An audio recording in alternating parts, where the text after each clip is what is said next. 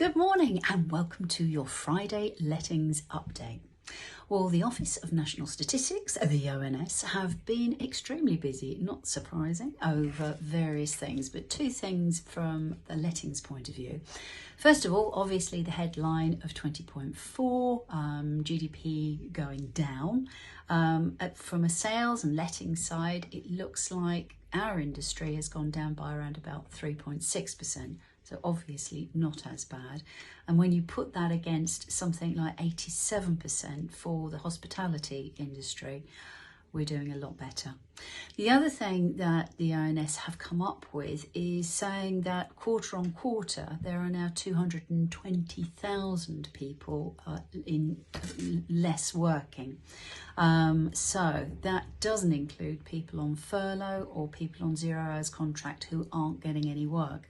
So again, I think it's very much watch this space to see what's going to happen once furlough ends. There's a huge noise in the property papers about rent arrears, and I for one do not understand this. As you know, since March, we've been tracking what the tenants that we work with could afford. And really since mid-April, we knew exactly that 95% of our tenants were able to pay what they had in furlough. There wasn't a problem, but basically things were going to move forward. 99% of our tenants and 97% of our landlords, were really happy to work with our tenants and sort out a prepayment plan.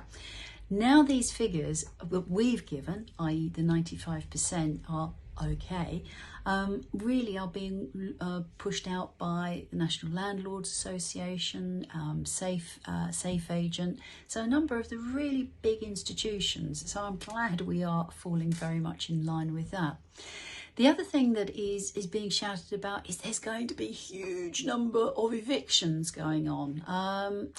And again, National Landlords Association are pouring cold water on this, purely because from their surveys, they're saying, okay, there are people who are going to be evicted, but they were really, that happened before COVID as opposed to happened because of COVID. Luckily, touching wood, we're not in the situation where we've got any facts or figures about evictions because we aren't in that market. Zoopla this week were reporting that they feel that the average sale price will be going up by 2.4% or 2.7%. And this is really due to lack of supply.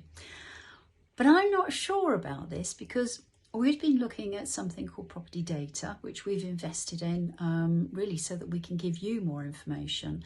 And what that's showing is that certainly in the PE areas, the sold price is 10% lower than the asking price. And PE 27 actually is the largest reduction in having around about 13.7% reduction. So do not forget to negotiate on the price, particularly if you're looking for an investment property, I think that means.